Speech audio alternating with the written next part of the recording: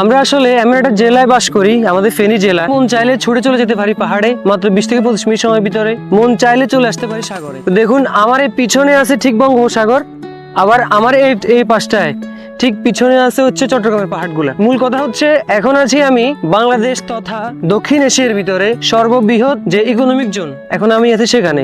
Mirsarai economic zone Bangladesh এবং বিদেশের 14টির উপরের বড় প্রতিষ্ঠান এখানে ইনভেস্ট করেছে। আর এটার প্রস্তাবিত ব্যয় ধরা হয়েছে 50,000 কোটি টাকারও বেশি।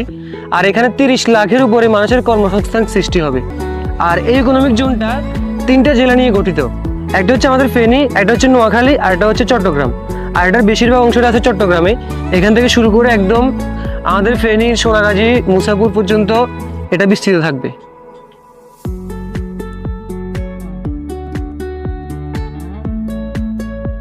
যদিও আগামী 10-15 বছর পরে এই ধরনের